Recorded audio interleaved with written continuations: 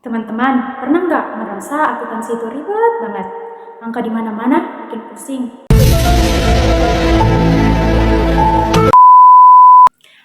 Tenang dulu. Justru hari ini saya akan tunjukkan cara paling gampang, rapi, dan tentunya seru buat mencatat transaksi. Oh my god!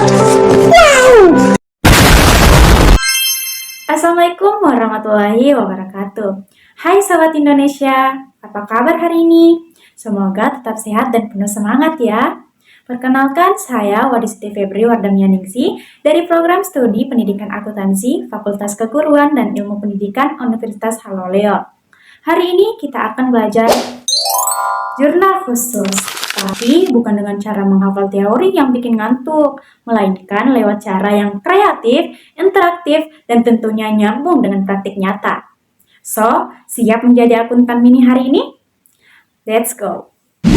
Sebelum masuk ke materi, saya akan memberitahu kalian dulu strategi apa sih yang saya pakai. Okay.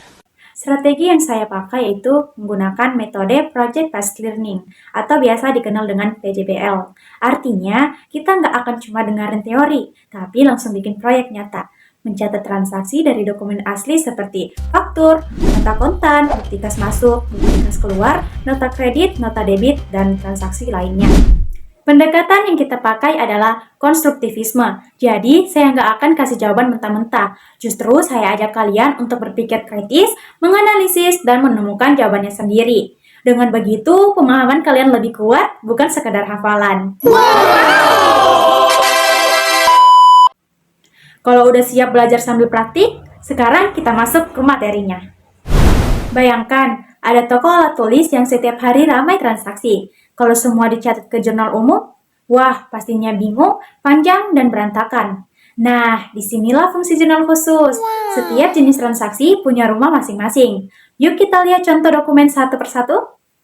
Nah, di sini terlihat jelas ada beberapa jenis jurnal dan setiap jurnal memiliki kolom serta fungsi masing-masing. Yang pertama ada jurnal pengeluaran kas atau disebut dalam bahasa Inggris Cash Payment Journal, di mana jurnal pengeluaran kas ini mencatat semua transaksi saat kas keluar. Yang kedua ada jurnal penerimaan kas atau disebut dengan Cash Receipt Journal yang berfungsi untuk setiap kali kas masuk. Ketiga, jurnal penjualan atau disebut dengan Sales Journal, yaitu untuk penjualan kredit.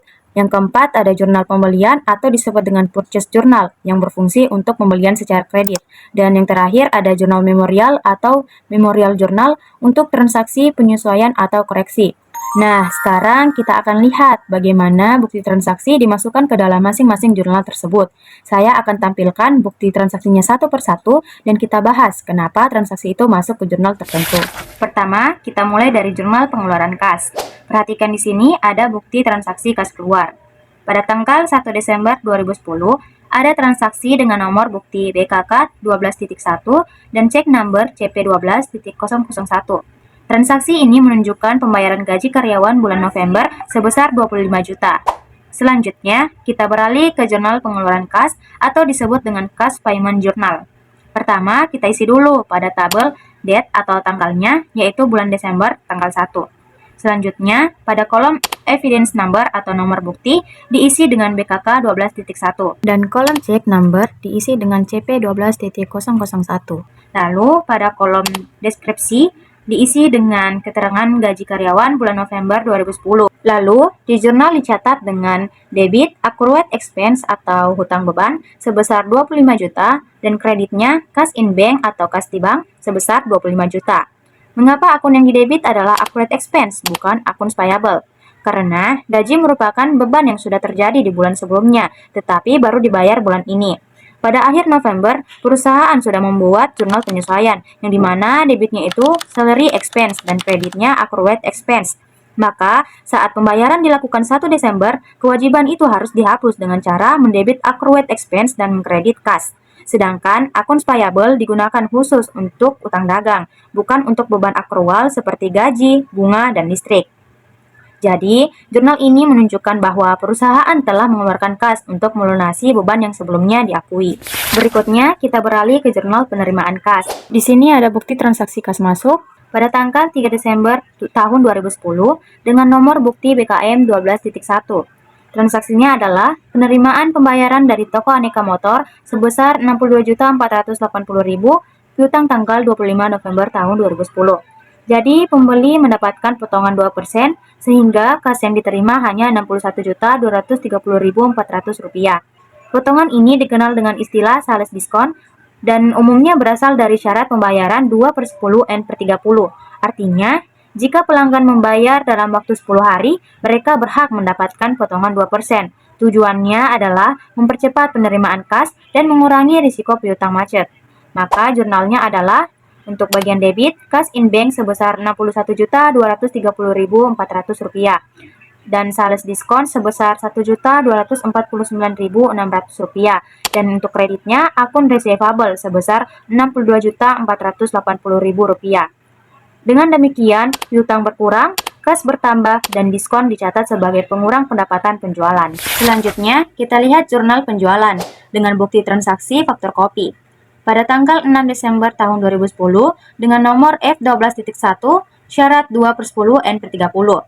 Penjualan kredit kepada toko Buana Motor senilai 446 juta ditambah dengan PPN keluar sebesar 44.600.000.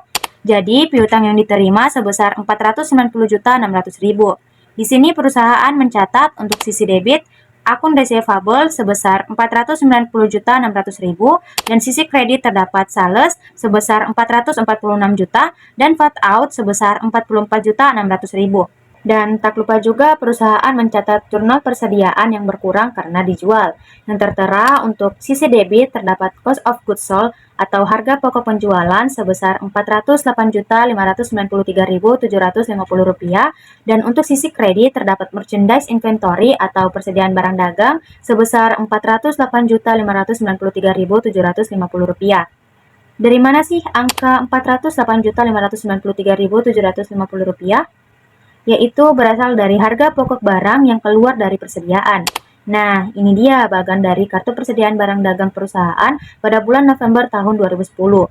Di mana di sini barang Vario per unit seharga Rp12.500.000 dan untuk Supra X per unit sebesar Rp13.359.375. Kita kembali lagi pada bukti transaksi faktur kopi, di mana toko Buana Motor Kendari membeli Vario sebanyak 22 unit dan Supra X 10 unit. Jadi harga pokok penjualan Vario 12.500.000 dikali 22 unit yaitu sebesar 275 juta. Sedangkan Supra X 13.359.375 rupiah dikali 10 unit yaitu sebesar 133.593.750 rupiah. Jadi, harga pokok penjualan kedua barang tersebut 275 juta ditambah dengan 133.593.750 rupiah adalah senilai 408.593.750 rupiah. Nah, itulah nilai dari angka cost of goods sold dan merchandise inventory. Sekarang giliran kalian mencoba ya. Saya masih punya 2 contoh kasus PT Abadi Motor Kendari yang masuk pada jurnal pembelian dan jurnal memorial yang belum saya jelaskan. Ayo siapkan HP kalian untuk screenshot satu persatu.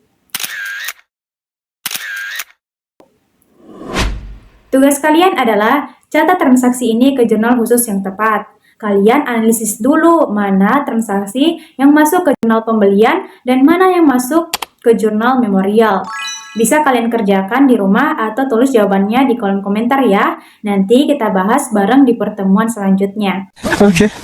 Ingat, fokuskan pada penggunaan akun yang benar. Pastikan debit dan kreditnya itu seimbang. Yuk, tunjukkan kemampuan analisis kalian sebagai calon akuntan yang profesional. Teman-teman, hari ini kita sudah belajar bahwa akuntansi itu bukan sekedar angka, tapi keterampilan untuk berpikir kritis, rapi, dan sistematis. Dengan PJBL, kalian dilatih belajar dari pengalaman nyata, bukan sekedar teori hafalan.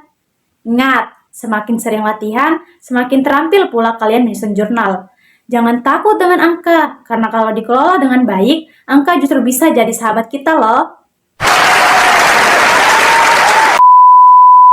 Terima kasih sudah belajar bareng saya hari ini. Saya, Waris Siti Febri Wardamianingsih dari Universitas Haloleo, pamit undur diri. Wassalamualaikum warahmatullahi wabarakatuh. Sampai jumpa di video pembelajaran berikutnya ya. Tetap semangat belajarnya. Bye-bye. Thank you everyone! Thank you, Elmo!